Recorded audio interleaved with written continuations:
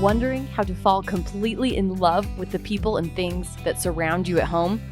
I've spent the last 15 years studying how and where families thrive and what relational and house characteristics ignite us with that homey feeling.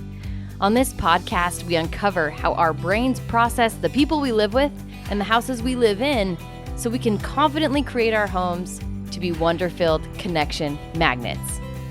Ready to give up the decision fatigue, comparison hives, overwhelm ulcers, and confusion chaos? You are in the right place. I'm your host, Carly Thornock. Welcome to Becoming Home.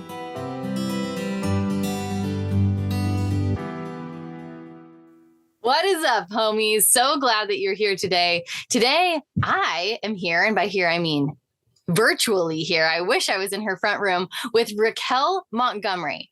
This is a new friend to me, and I'm so ecstatic to know her because she replied to one of my emails and she was like, Carly, what you're talking about is like what I do with my friends. And she has, listen to this.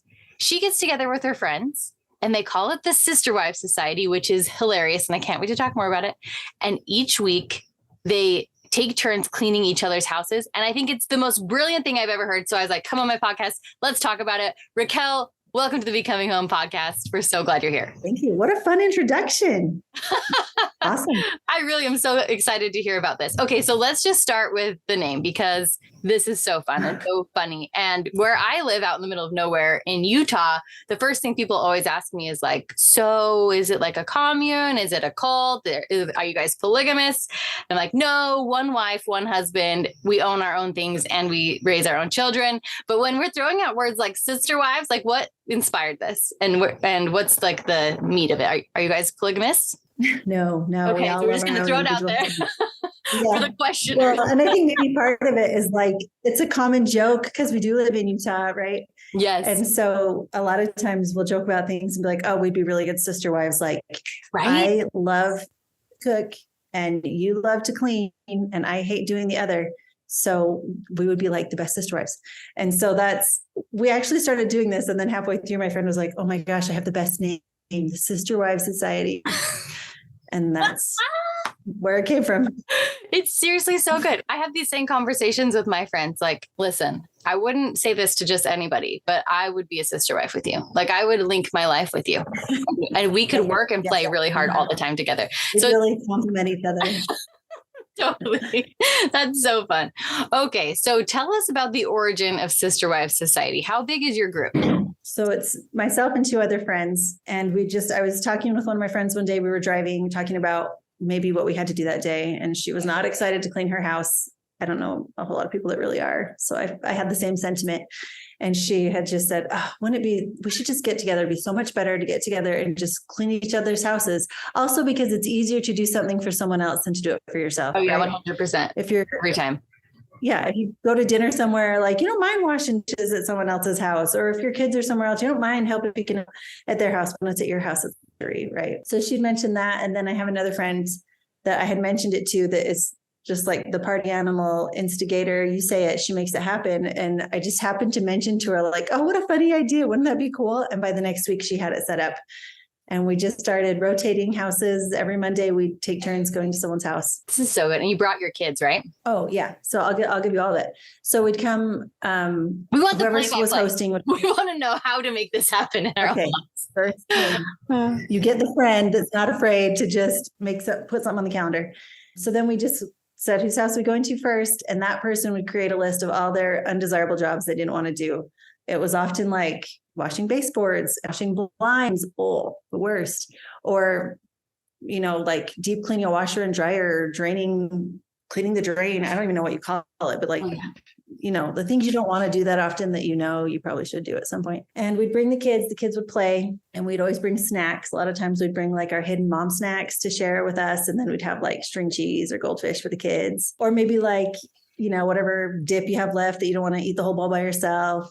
And there was always music. Sometimes it would be like, Journey or like Jock Jams radio. Have you experienced that yet? It's so good. You'll never go back. Can't go back. And it was just like a party. We would meet together for like an hour and a half or maybe 2 hours. And then we went our way. We had our fill of getting our cleaning, our fill of our friends playing, our fill of visiting with each other. It was great. And it's not a huge commitment either. It's like an hour and a half. You can do an hour and a half on a Monday. Yeah. It's not like 3 hours and you have to plan like nap time essentials and like, no, too much, just simple, an hour. And then you get triple the manpower, right? So it's not just you cleaning your house for an hour and a half. It's 3 of you plus people you like and want to hang out with. Great conversation. The kids are having the time of their life. It's like a triple win. And it was like more motivating to want to do it just because it's like, oh, I'll get those things off my mind. And you can hang out with your friends. I mean, it's not hard to talk me into hanging out with my friends. So win-win. Agreed. So tell us more about like you and your family. The way that this is described to me and the way that I'm interpreting what you're saying is like, everybody needs this. We all feel the same way. We all feel like this would be more fun with a friend. I don't want to clean out my drains and my kids need somebody other than me to entertain them. Like this is every mom, right? And so what about you and your family made this a great fit? And was it the friend? Like tell me about you and your family and why this was awesome for you guys. I am married. I have 4 kids, ages 9, 7, 5, and 1. The 1-year-old wasn't in the picture when we started this, but some of them were in school, some of them were home. And I work part-time. I work 2 days a week, which is, I love. I feel so much passion there, but also that's 2 days that I can easily get behind on other stuff at home.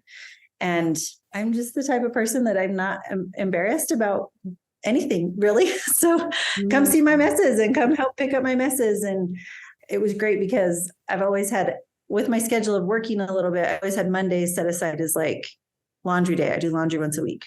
My cleaning day, I don't go play. That's my day that I'm going to try and get caught up on life so that I can enjoy other things on those other days. I'm so socially motivated that it was such a bonus to be able to have my friends help me on my cleaning day. It was so great. And my kids and their kids, they weren't all the same age, but similar ages that we were able to coordinate that. It was great. Does that answer your question? Oh yeah, completely. Do you think that everybody is as comfortable with their messes? I could see some people that are listening to this being like, I would never invite somebody in to do my drains. That's so embarrassing. And I'm kind of like you. I'm like, whatever. Everybody has hair. Everybody has drains. Like this is a no brainer. Right. But what advice would you give after being in your friend's house and having people over at your house? What would you say to those people who are worried about that? To just realize that everybody lives in their house too. I remember once I was having like a breakdown because I couldn't keep up on everything. And I was so frustrated and so grumpy. And my husband said, it's okay. We live here. Like it's never going to be perfect. We live here. And that kind of set off in my brain that you're right. Like the purpose of, I mean, this is what you do, right? You talk to people about the purpose of your house is to live in it. And so it's, in a way, it was almost like a service project, right? Like it feels so good to go do service for people. And in turn, it's harder to let people do service to you. But by going to other people's houses, I could see like they live in their house too. They have dust in their house too. They have messes. That's part of living in a house. And so to just let it go. And I think it helps to find friends that you're comfortable with, right? These are some of my pretty close friends that the kind of friends you just walk in their houses and you just know that they won't judge you and you don't judge them, because that's not the point. The point isn't to evaluate each houses. The point is like, we just want to hang out and it feels good to get something done and to help each other. So we'll clean. Yeah. Oh, so good. I almost think that this barrier of, I'm going to call it like shame or embarrassment or performance anxiety, something like this, right? Like the people are worried of having other people in their space. I think that the solution is showing up to each other's houses, because if we're thinking that other people's houses are better or cleaner or more put together than ours, we just haven't been in each other's houses enough. Yes. Yes. Did you find that it was helpful for your mental state to be like, oh yeah, your house sometimes is dusty, my house. And so then you're not beating yourself up as much in your brain when your house gets, dirty. And not having unrealistic expectations. What houses do you, if you're not in your friends' houses a lot, the houses that you see are ones that are like staged or like cleaned before you see them. Yeah. But that's not real life, right? It really isn't. There's something vulnerable and super connective about being in somebody's house. Out where I live, we all are living in camper trailers while we build our houses with like actual mud and dirt. And like, I don't know, it kind of feels like Adobe cave dwelling sometimes. Like we're all physically building our houses. And so we decided to go tour each other's little campers. I mean, 200 square feet of family. There's like not much to show. It's very dirty, like all of us, just because the dust is insanity. But to be in each other's space was so mind opening. And I like got to know them so much deeper instantly. It's a huge connecting thing to share space. And I think that we need to be in each other's houses even more, even more, even more until we can like weed out this voice that says, you're not as good as everybody else. You aren't up to snuff. You aren't good enough, period, because it's just wrong. It's just wrong, right? Yes, I agree. And my house is not me. That's what you talk about, right? Yeah. Like it's not a reflection of like the kind of person that I am. It's just my space that I live, and we're all doing our best. Yes. It's another paradox of my house is a wonderful, beautiful reflection of me, and I can love people through it and use it as a great tool. And also my house isn't me at all. It's like literally 5 horizontal surfaces sewn together by vertical surfaces.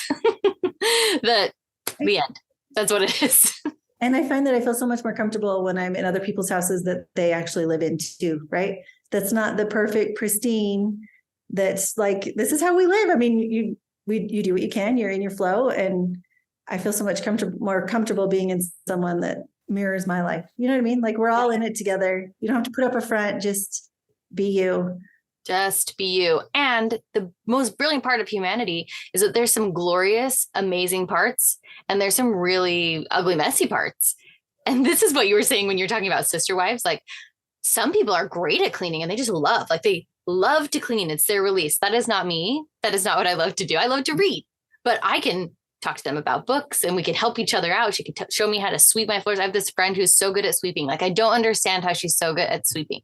I will sweep and then she'll come into my house and I'll be like, do you mind finishing sweeping? And she'll like find huge piles of dust. I'm like, where did you find this? You're so good at it. We need each other for our strengths and we need each other for our humanity. They're not in opposition. They're like together in one. So fun. Okay. So what have you learned about yourself as you've gone through Sister Wife Society-ing? What have been the big takeaways? I think I just realized how much I needed people, and especially because we started this before the pandemic, and then the pandemic was, crazy, and so many differences in how our lives operated. And I just would find myself wanting to be able to do that again, or just realizing how much happier I was when I connected with other people. I don't get my fulfillment from like accomplishing tasks, or I don't feel happy at the end of the day just because I did something. I feel happy at the end of the day because I was with people and I've created some kind of connection. And in the past couple of years, I've had this realization that, in my stage of life, I have young kids, I'm busy, I may not have a lot to give. I really want to be a contributing member of my community. I really want to be a contributing member of society. And I don't feel like I have so much that I can contribute. But one thing that I recognize that I do have is friendship, and that I can give friendship and I can offer that, and how that feeds me and can help feed other people. And so this kind of ties into that, I was helping clean houses, but what we were really doing is being there for each other. We'd have talks and conversations about things that were on our mind. We'd laugh about things, we'd confide about things that we're struggling with, all in this context of just getting together to clean. But it was so much more than that. I remember once in my graduate studies, one of my professors said, when your hands are busy, your mouths and hearts open. And I thought that was so beautiful. That's what you're talking about, of being shoulder to shoulder with somebody engaged in a task that takes for a minute, like it takes a second to scrub a bathtub. It takes a second to wipe down walls, supposedly menial, mundane tasks to be doing with somebody. You don't just talk about the task, because what can you say about the wall, but you start talking about, me and my husband are having problems with A, B, and C. And what do you think about how to get a toddler to sleep? And what are you cooking for dinner? And all of a sudden our hearts start to knit together.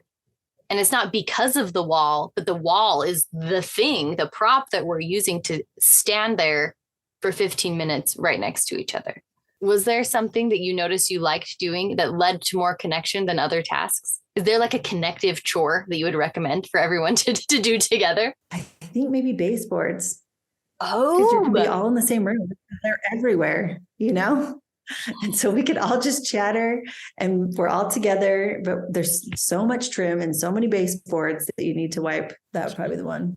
That's genius. And maybe blinds, because those are so tedious. Oh, can you tell? Like, that's my least favorite thing. I'm with you. I don't even have blinds for that reason. I'm like, what can I do to avoid it at all costs? Amen. Brilliant. Brilliant. Now I want blinds. Now I'm like, oh, that means that every 6 months, whether I need to or not, I can have my friends over and do blinds. Yeah, you could totally do that too. Like, we did it on a weekly basis because setting it up consistently was what we wanted and we knew we would get there. But you could totally just like, how fun for a girls' night that you're just going to get together and clean someone's house. Like, every now and then you don't have to do it like on a regular, consistent basis, but just getting together for the sake of being together, and awesome if you can do something else. Also, that reminds me when a couple of years later, I had a baby. I just had a baby a year ago.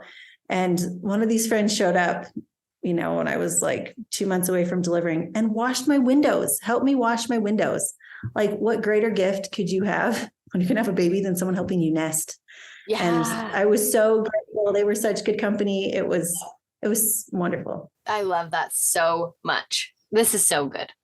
So how can somebody create this for themselves if they are not the one that's the initiator? What does it take? What are like the 2 steps to getting this started? 3 steps? Just brainstorm with someone. And then it feels so much better when someone's like, yeah, actually, I think that would be great. Because maybe your hesitancy is like, maybe they don't want to clean my house. Maybe they don't want me in their house.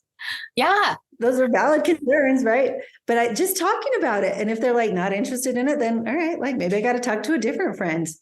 And so just talking about it and bringing that awareness, and then maybe you'll have that friend that initiates it, or maybe that'll help you feel more comfortable to say like, all right, maybe let's do that on Tuesday, or maybe let's do that Friday or whatever. So good. So good. All right. My last question for you is, what's the craziest, funniest thing that's ever happened or that you've ever experienced with Sister Wives Society?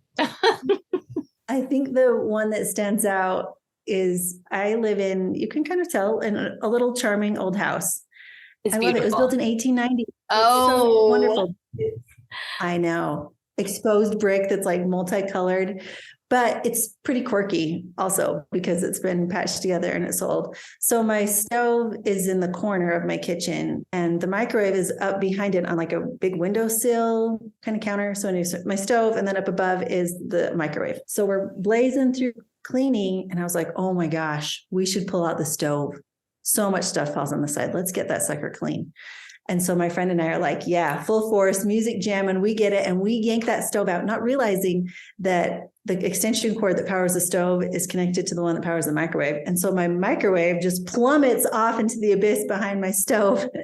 And it just gives this massive dent in the side, but it still works. And I still have that same microwave and it has a huge dent. And every time I see it, it makes me smile because it takes me back to us just like being so proud of ourselves, right? Like, we're going to move this big, heavy stove. We're going to get this done. We're unstoppable. And before we know it, there's like, just chaos. Yeah. Yeah. That's so good. That also speaks to letting your stuff be lived with. That's beautiful. And I think that that's hard for a lot of us to not want to go out and replace the things that are dinged or scratched or dented when they're perfectly fine, perfectly functional. And instead, this perspective shift is, oh, this can remind me of who I love and what I love to do and how I'm the boss instead of a narrative of like, oh, this is wrong, this is bad, this is imperfect. RiKelle, thank you so much for sharing this. I feel like this is going to be really meaningful to a whole bunch of people and everybody listening. Go out and find yourself some sister wives and create an awesome, can they call it the Sister Wives Society? Is this trademark? Yeah, sure. What are the parameters? Everyone send RiKelle $3 and we can call it the Sister Wives Society. But you could do it too. Like, well, you don't have to limit it to cleaning. I mean, when I think of sister wives, it's anything that I need to accomplish in my role as a mother or a wife or a human being that I don't want to do alone. I mean, you could get together and make freezer meals and that could be your sister wife group. You could get together and, I don't know, brainstorm things you want to do with your kids or whatever, but just creating a sisterhood behind the tasks that are difficult to do alone or that you want someone to bounce ideas off of besides your husband who's maybe tired of hearing it. You can have all these other women that can help you brainstorm and feed off each other. Amazing. I am a firm believer that women need women. And even if you're the introvertest of introverts, there's probably something that you don't want to do alone. Maybe not everything and maybe not regularly, but maybe something somewhere that you could find a reason to connect.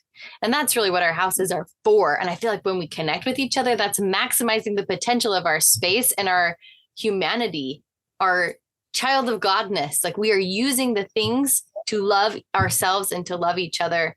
And I actually feel like there's no other reason why we have to eat 3 times a day and why the dust exists, if not to be this little reminder of like, connect with someone, connect with someone, connect with someone. It needs to be done again. It needs to be done again. If the purpose of life was to master dish doing, we would all have graduated at 14 and a half years old. But I think this is the purpose. Well, thank you so, so much. It's been a pleasure talking with you. And all y'all out there, you go make a mess. We'll talk to you soon.